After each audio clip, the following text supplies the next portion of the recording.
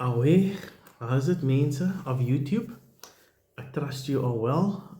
Marcus Sparks here, MS Technical Services, uh, based in Cape Town. Yeah. So today I'm not going to talk about compliance today. Today I'm just going to talk about pocket tools, stuff I always have in my pocket, and besides my terminal, which is always with me, pump pliers, maybe not so much. Mini pump pliers, very useful. And then my panel key, this is my staples. And then obviously the voltage, the non-contact voltage tester. This is what I want to talk about. This is a Fluke non-contact voltage tester. I don't know what model number it was, but it's well over 15 years. I've used this in my time as a building service electrician, technical facilities management. This was always in my pocket because yeah, these tools, right, was in my pocket with this. And in that environment, in building environment, you're a building service electrician. um it solved about 90% of the calls you get, right? Because you need to check if it's dead or if it's live. And you got a little torch. And, if you go into control panel, you got your whatever panel, handling unit, fan coil unit, access control panel. There you go, you're opening it. You are disconnecting a terminal somewhere. You got your terminal screwdriver. You're going to check if something's dead or alive. There's power. Maybe the circuit breaker trips. So that's your first diagnosis. You want to check if there's power. If there's no power, you're going to go to the DB and switch on, come back, test. Okay, there's power, problem solved. And this is just, if you're going to fan coil units, you're going to take off an actuator. Yeah, a stuck valve, you're going to open a valve, a nut or something. Some panels would have bolts on them, turn it off. So yeah, these 4 items were very useful during my time in technical facilities management. But till this day, these two, if nothing else, they will always be with me, these two, right? So I want to talk about non-contact voltage testers. Yeah, it's very useful. Like I said, this is Fluke, and I think the design flaw here was lives in my pocket, and the head snapped off. So that's why it's held together like that. And you take the head off to get to the batteries. But other than that, it still works. Torch still works. It still senses, right? Yeah, and based on that, I found this on Amazon. Before they went to South Africa, I used to regularly go on Amazon USA and just check out their tools, because like I said, I'm like, all the cool tools is there. We get what we can afford. We don't get the really cool tools. Like electricians are not paid enough in South Africa to be buying all those cool tools. But I wanted this. This thing's robust, right? Screw on cap, IP67 rated, very useful. And I've been using this for the last few years. I think last going on 10 years, maybe 8-9 years. This has been a replacement for this. And then I saw this Unity is everywhere. I see them, yeah, the last few years they've been marketing themselves in South Africa. Yeah, they are made for electricians or whoever who buys in rands and not in dollars. So yeah, they present a lot of value, and they still do the job. It's robust. It's, if you put them next to each other, you can see it's all pretty much the same size and everything, same functions and everything. Yeah, so this is the backup. I don't use it much. I've used it a few times, but yeah, this is still my current go-to client tools.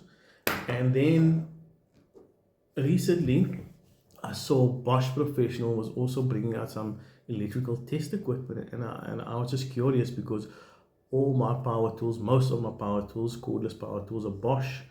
And I was like, oh, this would be a nice addition to my Bosch family. So they brought out this. Looks pretty slick. Obviously, same design as everybody else. I don't know if this is the go-to design, and then they just changed the colors on them. Yeah, except for Fluke. Fluke was obviously on the forefront of this non-contact voltage testing apparatus.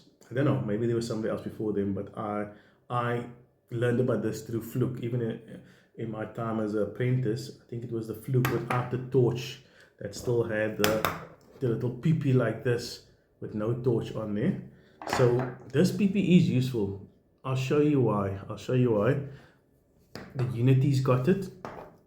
The Klein Tools one is very blunt. It's not gonna go into a socket outlet hole, not the ones in South Africa. So you're gonna be dependent on its sensitivity to sensing that voltage just at the hole of the socket outlet. So yeah, let's go check it out. I'm not gonna do anything scientific. We're just gonna do a whole test and see how this new Bosch non-contact voltage tester, which is also IP rated, I think it's IP67, how this stacks up against these ones. So yeah, I'm gonna go find a socket outlet and then we check it out. Okay, so I'm here in my kitchen. So I'm gonna start off right here. I've got them all lined up next to each other. So I'm gonna start off with Old Faithful, my fluke. Right? So the plug is off. You can see it's off there. It's off. I'm gonna keep it there, right? So when I switch it on, it senses. So that's good enough. I'll take it away. It's blue. When I get closer, yeah, so it can still work. So it's all good. Okay. So next, I want to try Klein Tools. I'm gonna switch it on. Let's switch it on. There's the right one. Now there's a torch. You can compare the torch. Okay, there we go. So now this one beeps. But if you see that bar graph, this is on, right? But it's not going in a red. It's supposed to go in a red like that. Positive. It gives you a positive indication is live. So I would say this one fails this test. It definitely fails this test. So switch it off. You'll see there.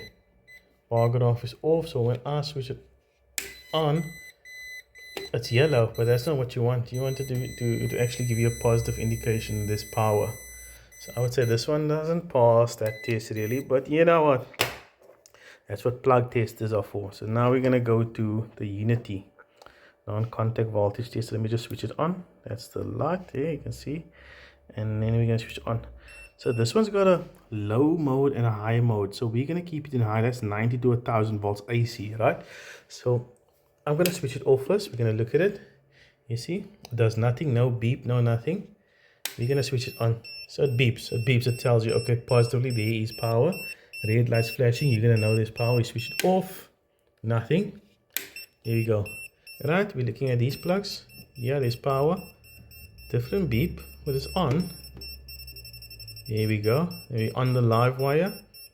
So if you switch it off, that should do nothing. Right, there we go. So yeah, that is the Unity, whatever model. What's this model? It doesn't matter. Okay, switch off torch. No man.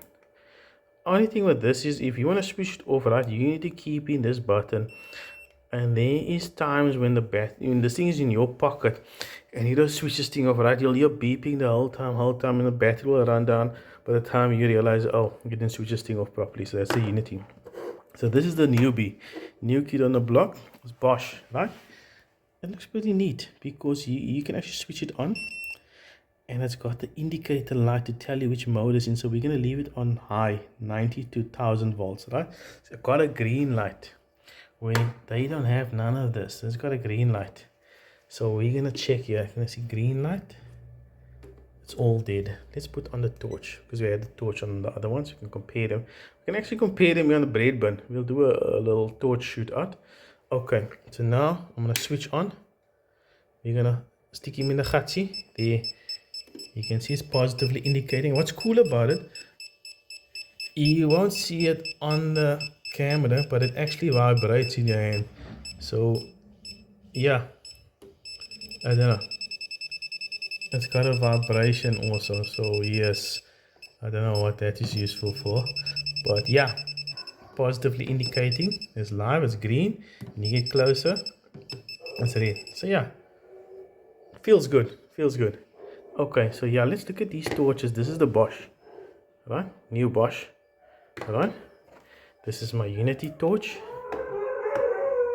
it's actually, if I put them like this, they all pretty much, these two, the torches, looks like pretty much the same.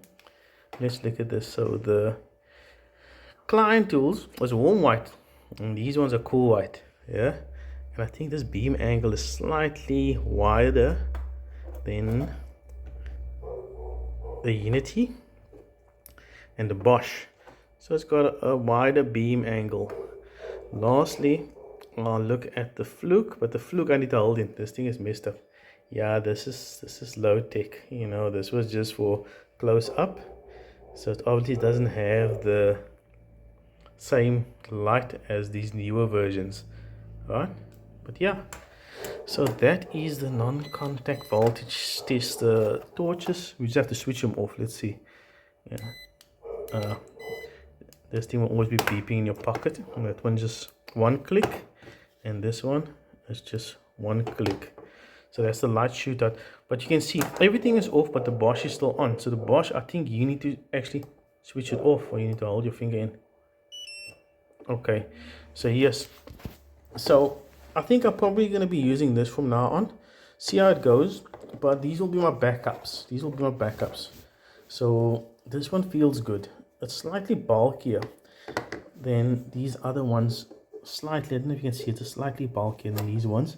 The Fluke is ideal. It's the ideal dimensions. If they can sort this out, I think I'll go back to the Fluke.